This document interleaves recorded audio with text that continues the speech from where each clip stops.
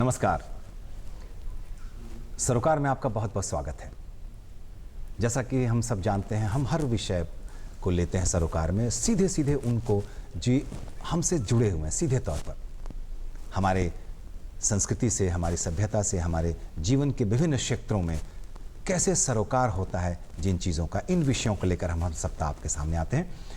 और यही कारण है कि आप सबकी सहभागिता से डीडी बिहार का ये लोकप्रिय कार्यक्रमों में एक है। तो चलिए, एक बार फिर से आपका बहुत बहुत स्वागत है सरोकार में। आज हम बात करेंगे धरोहर और संस्कृति विषय पर। हम सब जानते हैं हमें अपनी संस्कृति पर बहुत गर्व है। वैसे भी भारतीय संस्कृति पूरी दुनिया के लिए न सिर्फ आदरणीय है, बल्कि कई मामलों में अनुकरणीय भी है। आखिर क्या है भारतीय संस्कृति की विशेषता, और आखिर हमें क्यों है अपने विरासत पर गर्व? जब हम बिहार की तरफ देखते हैं, तब हमें वैशाली की याद आती है, राजगृह की याद आती है, हमें पटना साहिब की याद आती है। हमें उन तमाम विरासत को नमन करते हैं जिनके कारण सदियों से बिहार पूरी दुनिया में एक अलग पहचान रखता है। आज इसी विषय को लेकर हम बात करेंगे, और हमारे साथ इस वक्त जो स्टूडियो में मौजूद हैं हमारे गेस्ट, हमारे विद्वान गेस्ट, उनसे पहले आपका परिचय कराते हैं। हमारे साथ हैं प्रोफेसर नंद किशोर पांडे जी। नंद किशोर पटना विश्वविद्यालय के बहुत ही विद्वान प्राध्यापक हैं, प्रोफेसर हैं और जाने माने समाज सेवी भी हैं। पांडे जी, बहुत बहुत स्वागत है आपका। हमारे साथ हैं एक और विदुषी, डॉक्टर रश्मि शेखर जी। रश्मि शेखर जी शिक्षाविद हैं और सामाजिक कार्यों में भी बहुत रुचि रखती हैं। रश्मि जी, बहुत बहुत स्वागत है आपका। हमारे साथ हैं एक और विद्वान, एडवोकेट और समाज सेवी, धर्मेंद्र नाथ मिश्र जी। धर्मेंद्र जी, बहुत बहुत स्वागत है आपका। धन्यवाद। और हमारे साथ एक और पटना साहिब की मशहूर हस्ती, समाज सेवी आनंद मोहन झा जी हैं। आनंद जी, बहुत बहुत स्वागत है आपका। जी, एक बार फिर से हम अपने सभी दर्शकों की ओर से आप सबका स्वागत करते हैं, और हम अपने विषय की ओर आना चाहते हैं। नंद किशोर जी, आपके पास सबसे पहले आना चाहते हैं। निश्चित तौर पर हम सब अपनी धरोहर को बहुत ही इज्जत देते हैं, हम अपनी संस्कृति पर गर्व करते हैं, और जब भी पूरी दुनिया की बात होती है तो बिहार की दृष्टि आती है, क्योंकि बिहार की धरती, चाहे वो मगध साम्राज्य की धरती हो, वैशाली की धरती हो, अंग की धरती हो, हम बज्जिका की बात करते हो, अंगिका की बात करते हो, मागधी की बात करते हैं, मगही की, या फिर भोजपुरी की बात करते हैं, मैथिली की बात करते हैं, सब विषयों का सीधा सीधा संबंध हमारे बिहार से है। तो आखिर बिहार को हम किस ढंग से, आप क्या सोचते हैं, ये संस्कृति और विरासत के मामले में हम जो इतना रिच हैं, हमें इतना गर्व है, पूरी दुनिया को हम एक नई सूझ देते रहे हैं, आंदोलनकारियों की धरती कही, परिवर्तनकारी धरती है बिहार, तो आप किस ढंग से इस चीज़ को लेते हैं, जरा हम आपसे जानना चाहें। बिहार पूरे देश का नेतृत्व करते रहा है और प्राचीन काल में पूरे विश्व का नेतृत्व करता है। आपने अपनी नाम लिया है तक्षशिला और नालंदा विश्वविद्यालय, विक्रमशिला नालंदा विश्वविद्यालय पूरे दुनिया में अंतर्राष्ट्रीय स्तर पर बड़े बड़े लोग, विद्वान लोग यहाँ आते थे और यहाँ अध्ययन करने आते थे। नालंदा विश्वविद्यालय के बारे में आपको पता होगा कि जब उसको जलाया गया बख्तियारपुर खिलजी के द्वारा, तो 6 महीना तक उसकी लाइब्रेरी जली थी, और उसके पुस्तकें, उसके पहले डॉक्टर राहुल संकृतायन उसको ले जो चले गए थे लोग, तिब्बत के जो थे, वहाँ से जाकर उन्होंने कैसे कैसे लाया, किसी रूप में फ़ोटो खींचकर पांडुलिपि बनाकर, जो आज भी बिहार म्यूजियम में रखा हुआ है, जिसकी देख रेख वो सही तरीके से अभी भी लगता है कि नहीं हो पा रही है, वो खराब। इससे बिहार हमारा नेतृत्व करता है पूरे देश में। भारत का एक यहाँ राजधानी थी बिहार की, जो पहले राजगृह में थी, बाद में पाटलिपुत्रा में शिफ्ट हुआ। मगध साम्राज्य का विस्तार आप देखेंगे हम इतिहास में, चंद्रगुप्त मौर्य और अशोक, सम्राट अशोक के काल में, तो वो अफगानिस्तान जो आज जो उसको काबुल गांधार कहते थे, वहाँ से लेकर कश्मीर तक, इधर कर्नाटक, उत्तरी कर्नाटक तक, कितना बड़ा साम्राज्य हमारा फैला हुआ था, और सभी लोग काफ़ी सुखी संपन्न थे। उस समय पूर्वजों से जो हमें प्राप्त हुई है ऐतिहासिक धरोहर, कला के क्षेत्र में, नृत्य के क्षेत्र में, संगीत के क्षेत्र में, आयुर्वेद के क्षेत्र में, उसको हम अभी अगर सिर्फ बचा लें तो हम अपने ऊपर गर्व महसूस करेंगे। हमारे आने वाली पीढ़ी आज हम नहीं जानते हैं कि सभी को पता है कि हम क्या हैं। जो हम मैकाले की शिक्षा प्राप्त किए उसके अनुसार हम लोगों को तो कहा गया कि सपेरों का देश था, लेकिन आज हम जब धीरे धीरे हमारी सरकार आगे हमारी तरफ कुछ हमें बढ़ावा दे रही है जानने के लिए, तो उसमें हम अब समझने लगे हैं कि नालंदा विश्वविद्यालय का जब नाम लेते हैं, आज हमारे बच्चे विदेशों में पढ़ने के लिए लालायित हैं, लेकिन नालंदा जो हम यहाँ से शिक्षा देकर विदेशों में भेजते थे, तो हमारा इतिहास बहुत ही गौरवशाली रहा है। यानी कि जो शिक्षा है, जो संस्कृति है, जो कला है, साहित्य है, हर क्षेत्र में बिहार जो है बहुत ही ऐसी धरती रही है जिसने अपना योगदान किया। जी रश्मि जी, आपके पास आना चाहेंगे। अगर जब हम पूरी स्थापत्य कला की बात करते हैं, कला की बात करते हैं, तो हमारा ध्यान पाटलिपुत्र से प्राप्त यक्षिणी की मूर्ति की ओर जाता है और अद्भुत कला का नमूना है वो, पूरी दुनिया में उसकी चर्चा होती है। विदेशों में भी वो मूर्ति गई प्रदर्शनी को लेकर, भारत को रिप्रेजेंट किया उस यक्षिणी की मूर्ति ने। 2500 साल पहले वो बनी थी और किन परिस्थितियों में हमें मिली, लेकिन आज भी उसकी चमक वैसी ही है जैसे उन दिनों थी, और उस चमक से हम सब पूरी दुनिया में बिहार की जो कला है, उसके बनाने वाले लोग हैं, जो प्रतिभाशाली लोग हैं, उनकी चमक बिखरती है। तो ये जो चमक निखरती है, ये जो भाव है, ये जो हमारी विरासत है, वो कितनी गौरवशाली है। हम जरा इस पर आपके नज़रिए से महिलाओं को लेकर कि कैसे महिलाओं के उत्थान के लिए, महिलाओं के शिक्षा के लिए ये धरती जानी जाती है। देखिए, बिहार तो कला के लिए फेमस ही है पूरे कंट्री में। आपको पता ही होगा, आपने एक यक्षिणी का एग्जाम्पल दिया, तो एक यक्षिणी सिर्फ नहीं है सीमित बिहार से जी। आपको अगर हम मधुबनी पेंटिंग की बात करें, जो देश विदेश तक अभी फेमस हो रहा है, आप उस पेंटिंग को देखें तो वो खुद ब खुद बहुत सारी खूबियाँ लेके है। और भी बहुत सारे हमारे यहाँ सिल्क की साड़ी होना, जो हमारे भागलपुर की तरफ से है, और हमारे जो कल्चर्स हैं, जैसे कि छोटे छोटे पर्व, त्योहारों के रूप में हमारा पूरा बिहार जिससे फेमस है छठ पर्व। एकमात्र पर्व है जहाँ पे उगते हुए सूरज और डूबते हुए सूरज, मतलब मुझे नहीं लगता है कि कोई भी संस्कृति या कोई भी धर्म है जो कि कामयाबी को और नाकामयाबी को दोनों सम्मान देना, ये हमारे बिहार की ही एक बहुत बड़ा संदेश और रिवाज है, जो कि हम बिहारियों को गर्व महसूस कराता है।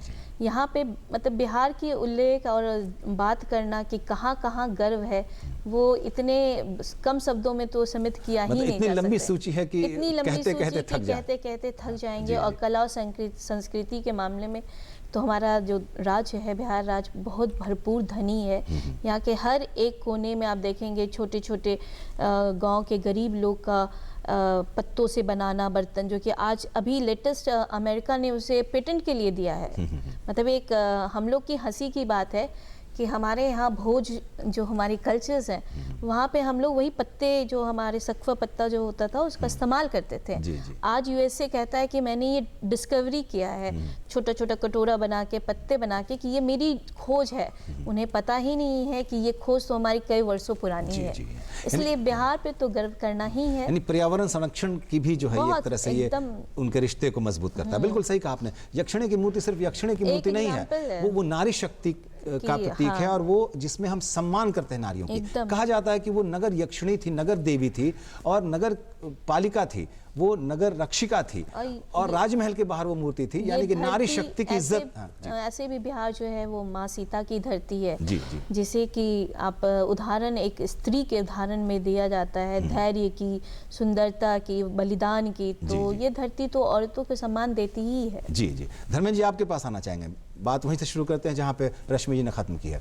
अगर हम बात करें अपने धार्मिक आख्यानों की, तो हम बिहार इतने गौरवशाली हैं, बिहार की धरती। यहाँ भारत सरकार ने भी राम सर्किट, सूफी सर्किट, गुरु सर्किट, ये जो इस तरह की बौद्ध जैन सर्किट, इस तरह की जो चीज़ें विकसित की है, जो हमारी धरोहर है उसकी समृद्धि के लिए, उसकी नई पीढ़ी तक ले जाने के लिए। तो इस आधार पर भी जो धर्म अध्यात्म की जो धरती है बिहार, उस बारे में मैं आपके विचार जानना चाहूँगा। देखिए, सबसे पहले तो हम लोग संस्कृति और धरोहर पर जो बात करने चले हैं, जी जी, ये समझना पड़ा कि हमारी संस्कृति है क्या। जी जी। संस्कृति जो होती है हमारी आत्मा होती है, और जो ये धरोहर है वो शरीर है। धरोहरें बताती है कि आप कहाँ से चले थे और कहाँ तक पहुँचे। जी। इसका विकास प्रक्रिया का एक गवाह के रूप में धरोहर को आप ले सकते हैं। जी। हमारी धरोहर हमारे दशरथ मांझी हैं, जिन्होंने पत्थर को चीर कर रास्ता बनाया। ये हमारी धरोहर वर्तमान में है, और ये आने वाली पीढ़ियों के लिए संदेश है। हमारी धरोहर हमारे नाम त्रेता युग में जिन्होंने बक्सर की धरती पर आकर के विश्वामित्र के लिए, धर्म के लिए, जग के लिए अपनी लड़ाई शुरू की।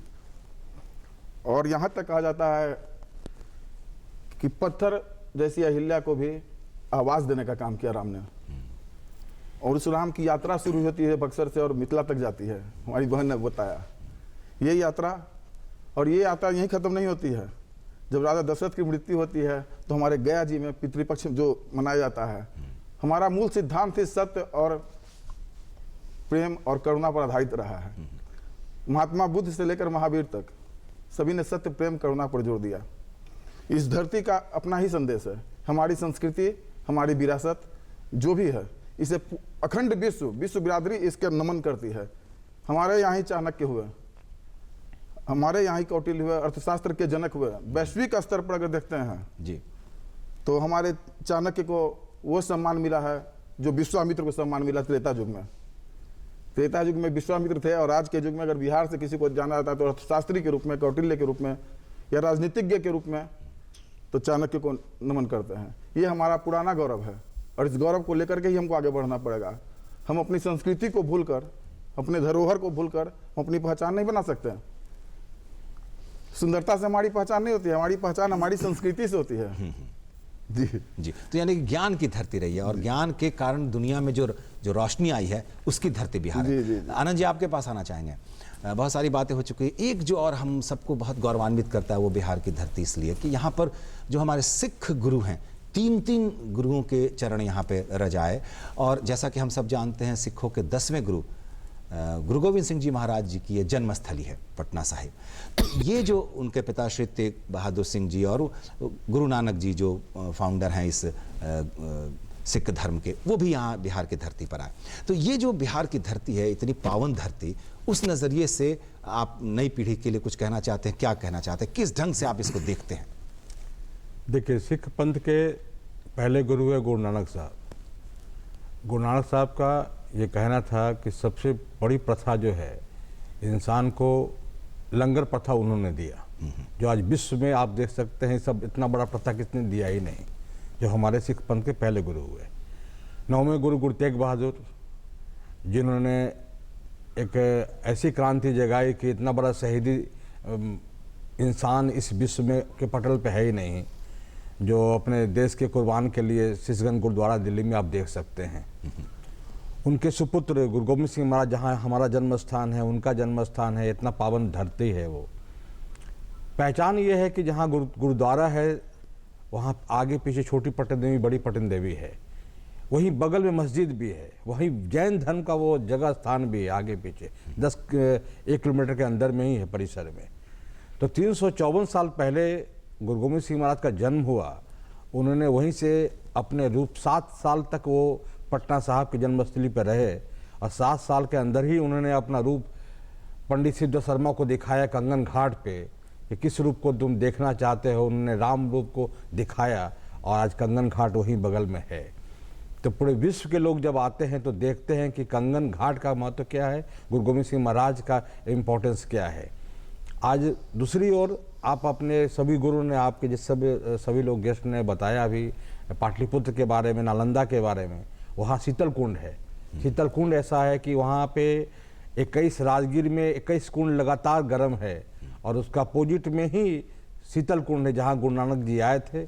वहाँ के लोगों ने कहा था कि हमको खाना तो मिल जाएगा, पानी ठंडा कहाँ मिलेगा। उन्होंने आज से 551 साल पहले जिस जगह को, जहाँ पे पैर रखा गुरु नानक जी, आज भी वहाँ पे शीतल ही कुंड निकलता है, जो आप जाके देख सकते हैं। जी जी, यानी ये जो समन्वय की संस्कृति है बिहार की धरती, जो आप कह रहे हैं कि एक ही जगह देखिए गुरुद्वारा भी है, बगल में मस्जिद भी है, जैन तीर्थ स्थल भी है, हिंदू तीर्थ स्थल है। तो ये जो हम लौटना चाहेंगे आपके पास नंद किशोर जी, ये जो बिहार की जो संस्कृति है, ये जो रोशनी यहाँ से मिलती है, ये जो हमें ज्ञान पूरी दुनिया में जाता है कि हम सब मिलजुल कर हैं, वसुधैव कुटुंबकम की जो बात होती है, हम सभी धर्मों का सम्मान करते हैं, सब लोग मिलजुल के रहते हैं। ये जो धरती है, ये जो हमारी खूबसूरती है कि हम भले मगध की धरती से, पाटलिपुत्र की धरती से शासन करते हैं, लेकिन अफगानिस्तान तक शासन करते रहे। और ये एक जो समन्वय हमने पूरे एक ऐसे बड़े भूभाग पर यहाँ की धरती से किया, जो आज की तारीख में असंभव सा दिखता है। तो ये कौन सी ऐसी बात है जो हम सबको आज भी रोशनी देती है, हमें जोड़े रखती है और हमें बताने पर, उसका एहसास करने पर हमें गर्व होता है। पाटलिपुत्र की धरती बिहार को हम गौरवशाली हैं कि यहाँ पर भगवान बुद्ध को ज्ञान प्राप्त हुआ। बोधगया में भगवान महावीर का निर्वाण हुआ और अभी हमारे बंधु ने बताया गुरु गोविंद सिंह। यहाँ 3 सर्किट है, रामायण सर्किट, बुद्ध सर्किट और फिर गुरु सर्किट। तीनों सर्किट का समन्वय यहाँ है। अभी आपने देखा कि बाद में हमारे महात्मा गांधी आए और शांति का संदेश, अहिंसा का संदेश उन्होंने दिया। सम्राट अशोक ने कितने पूर्व, जो इतने के बाद कलिंग युद्ध के बाद उन्होंने जो बुद्धम शरणम गच्छामि जब उन्होंने संदेश दिया, अहिंसा का सबसे पहला संदेश सम्राट अशोक ने इस धरती से दिया। समन्वय का संदेश सबसे पहले सम्राट अशोक ने दिया और सभी को मिलजुल कर लेकर चलने का संदेश दिया, जो कि अभी चर्चा हुई है कि हम यहाँ सभी लोग एक ही जगह एक साथ मिलकर रहते हैं, सारे उत्सव को मनाते हैं। सिर्फ धर्म की पूजा करने की पद्धति अलग है, लेकिन रहन सहन, भाषा, बोलचाल के उत्सव, त्यौहार सभी करीब करीब समान हैं। हम सब मिलकर, हमारी धरोहर है। अभी हमारी बहन ने कहा कि छठ की गीत जो हम धरोहर के रूप में प्राप्त है, यहाँ शादी के समय सुमंगली गाते हैं, बच्चा पैदा होता है तो सोहर गाते हैं, और इस तरह के जो हम धरोहर प्राप्त हुए हैं, उस धरोहर को अगर बचा के रखेंगे तो आगे आने वाले दिनों में, जैसे हमको याद पड़ रहा है कि हम लोग बच्चे थे तो उनका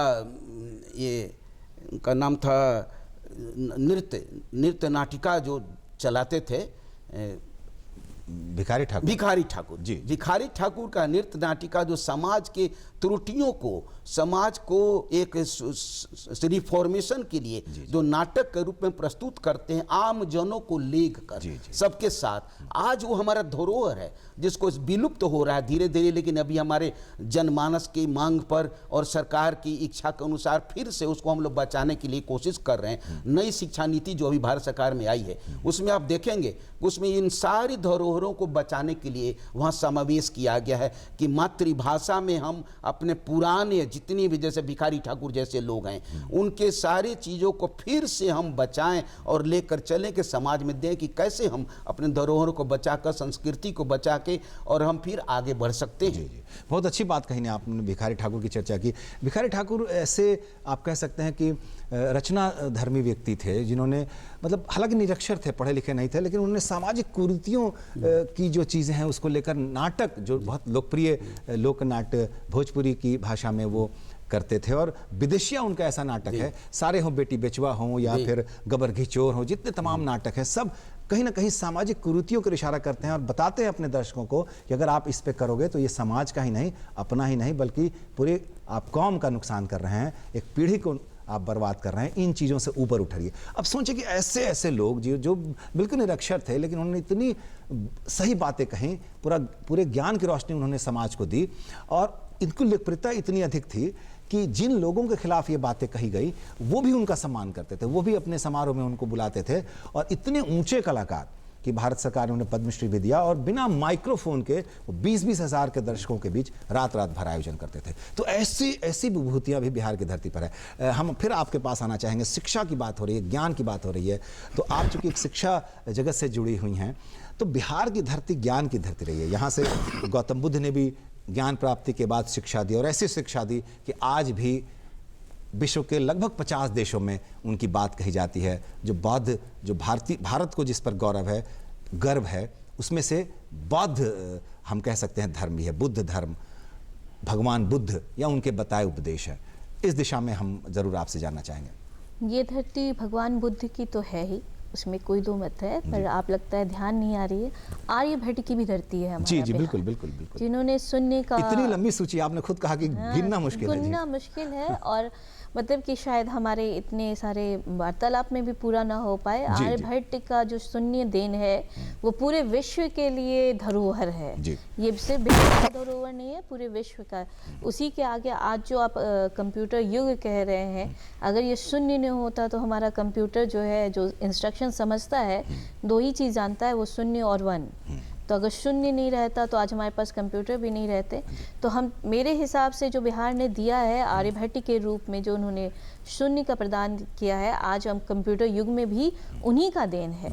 इसलिए बिहार को तो ज्ञान, शांति और बहुत सारी कल्चर्स के लिए जाने जाएंगे। बिल्कुल सही कहा आपने। और बिल्कुल आर्यभट्ट जैसे हमारी विरासत है, तो किस तरह से हम इसको संरक्षित कर सकते हैं, इसके दो उदाहरण हैं। अगर हमने अपना उपग्रह भेजा, भारत सरकार ने भेजा, तो सबसे पहला उपग्रह का नाम आर्यभट्ट, और हमारी सरकार ने, बिहार की सरकार ने इस नाम से एक विश्वविद्यालय की स्थापना की, आर्यभट्ट ज्ञान विश्वविद्यालय। तो ये है विरासत को संरक्षित करने का एक सहज और सरल और नई पीढ़ी तक देने का हमारे यहाँ बिल्कुल सही कहा international university, Vikramshila international university, पहला विश्व का पहला इंटरनेशनल यूनिवर्सिटी यहीं से शुरुआत हुआ है। और उसकी याद में हमने फिर से अभी नालंदा अंतर्राष्ट्रीय विश्वविद्यालय शुरू किया। ये है यही सही तरीका विरासत को संरक्षित करने का, अगली पीढ़ी तक ले जाने का। धन्यवाद धर्मेंद्र जी, आप इसी बात को हम चाहते हैं आप आगे बढ़ाएं कि कैसे हम नई पीढ़ी तक उस विरासत को अच्छे ढंग से दे सके, ताकि हमें गर्व है, हमारी नई पीढ़ी को भी इस पे गर्व हो सके। देखिए, नई पीढ़ी को सबसे पहले हमें अपने धरोहर को जानना पड़ेगा। हमारे धरोहर, हमारे प्रतीक हैं हमारे राजेंद्र प्रसाद जी, डॉक्टर राजेंद्र प्रसाद जी, हृदय में जन्म हुआ, छपरा में जन्म हुआ और प्रथम राष्ट्रपति बने जी। ये अपने आप में हमारे लिए गर्व की बात है। जयप्रकाश नारायण जी जिन्होंने सब कुछ दिया जी। भारत को एक राष्ट्रपति, पहली राष्ट्रपति बने और भारत को स्वर्णिम भविष्य के प्लान बनाकर लेके चले। और आज भारत जो देख रहे हैं वो उन्हीं की देन है। भारत का पहला व्यक्ति डॉक्टर राजेंद्र प्रसाद की, जो बिहार की देन है। बिहार में सियासत और विरासत, ये दो चीज हमारे यहाँ कंबाइंड चल रहा है जी। चाणक्य हमारे यहाँ सियासत में सबसे ऊपर पे थे। राजनीति शास्त्र के पुरोधा के रूप में हमने चाणक्य को जाना। चाणक्य की नगरी है ये। यहाँ चंद्रगुप्त मौर्य काल में ही लोकतंत्र की परंपरा की ठोस नींव मजबूत हो गई थी। जब नंद वंश का नाश हुआ और चंद्रगुप्त मौर्य को लाया गया, दास पुत्र कहलाते थे, उनको प्रशिक्षण दे करके और उन्हें बिहार की धरती पर बैठाया गया। हम कह सकते हैं कि ये जो आप बातें कह रहे हैं उसमें हम जोड़ सकते हैं वीरों की धरती भी है। जी। 100 वीरों की कहानी है यहाँ। चंद्रगुप्त मौर्य भी हुए, समुद्रगुप्त हमारे गुरु गोविंद साहब जी, जिन्होंने 1.25 लाख पर एक लड़ावा, पंचमी में 5 लड़ावा, सब गुरु गोविंद हर दौर में ऐसे लोग हैं। और वीरता की गाथा अगर देखनी है तो बिहार की धरती पर नजर आएगी। हमारे वीर कुंवर सिंह समय नहीं है हमारे पास। ठीक कहा रश्मि जी ने कि इतनी लंबी सूची है कि उस पे शायद हम उसका नाम भी, हमारे यहाँ विदेशी लोग आए, मेगा स्मिथ ने आया है जो इंडिया का वर्णन किया, फायान जी बिल्कुल 5वीं सदी 6वीं सदी में ये लोग आए हैं और इन लोगों ने यहाँ आकर के आपका नालंदा विश्वविद्यालय में अध्ययन किया जी।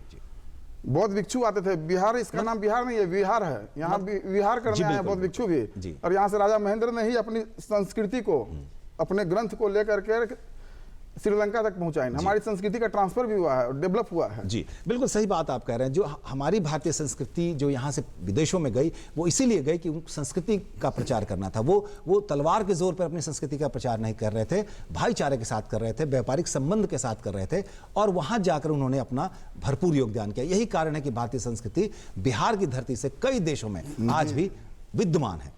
चूंकि समय नहीं है आनंद जी, अंत में चलते चलते हम युवाओं की बात करें, नई पीढ़ी की बात करें, तो आखिर कैसे विरासत को हम उन तक ले जा सकते हैं?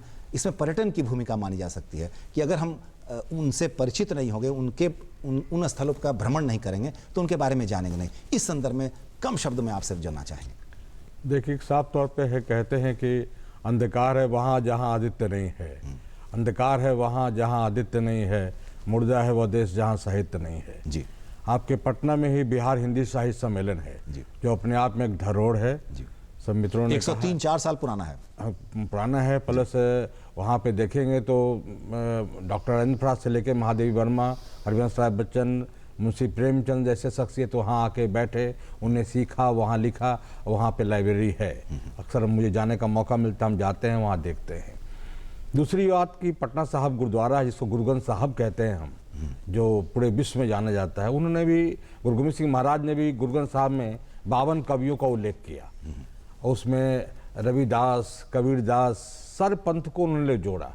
तो हमारा संदेश ये जाता है कि यहाँ के युवा, आज की पीढ़ी जो है, नई जनरेशन की, लड़के हों लड़कियाँ हों, वो साहित्य के प्रति प्रेम रखें, उससे वो सीखना चाहें कि आने वाला मेरा पहले आदर्श क्या था। एक आइडियल तो बनाना पड़ेगा यहाँ की युवा पीढ़ी को। जब तक आइडियल नहीं बनाएंगे काम नहीं चलेगा जी। और बिहार का ये सौभाग्य है कि हम लोग आज भी पुराने लोग को हम लोग याद करते हैं, चाहे महात्मा गांधी हों, चाहे राम हो, चाहे रहीम हो, चाहे कबीरदास हो, गुरु गोविंद सिंह जी हो, गौतम बुद्ध हो, महावीर हो, सबको हम लोग आदर्श मानते हैं और हम कोशिश करते हैं उसको आदर्श मानेंगे तो नया जनरेशन अगर सीखता है तभी वो माँ बाप का वो देख रेख कर सकता है और एक नई सोच को आगे आयाम दे सकता है। जी बिल्कुल सही कहा आपने। बिहार की वो धरती है जो मोहनदास करमचंद गांधी को महात्मा गांधी बना देती है। वो आते हैं, भितिहरवा आश्रम आते हैं और फिर चीज़ें बदल जाती हैं। तो ये जो बिहार की संस्कृति है जो विरासत के रूप में हमारे पास है मौजूद, उसका संरक्षण ज़रूरी है। गर्व सिर्फ करने से काम नहीं चलेगा, बल्कि हम नई पीढ़ी तक पूरी दुनिया को फिर से नए संदर्भ में उसको प्रस्तुत कर सके, ये मुझे लगता है कि बहुत ज़रूरी। यही सारी बातें आपने कही। आनंद जी आपका भी धन्यवाद, धर्मेंद्र जी आपका भी धन्यवाद, पूर्णिमा शेखर जी, रश्मि शेखर जी आपका भी धन्यवाद और नंद किशोर पांडे जी आपका भी धन्यवाद। हम अपने सभी दर्शकों की ओर से अपने सभी अतिथियों का आज धन्यवाद करते हैं कि इतनी अच्छी बातें, सुंदर बातें उन्होंने रखी जो सचमुच हम सबको इस बात के लिए प्रेरित करती है कि हम अपने संस्कृति पर गर्व तो करें, लेकिन उन विरासत का संरक्षण भी करें और नई पीढ़ी तक उनको सहेज कर सही ढंग से ले जाने की कोशिश करें। तभी हम जो गौरवशाली बिहार है, जो धरती है, जिनको हम हमेशा नमन करते हैं, वो और भी आदरणीय, पूजनीय और संग्रहणीय बन सके। तो चलिए इन्हीं उम्मीदों के साथ और विश्वास के साथ कि हम सब अपने मिशन में जो हम सब कल्पना करते हैं, संकल्पना करते हैं कि हम अपनी गौरवशाली परंपरा को बचा कर रखेंगे, इसकी ओर संकल्प लेते हुए आपसे विदा लेते हैं। देखते रहिए डीडी बिहार। नमस्कार।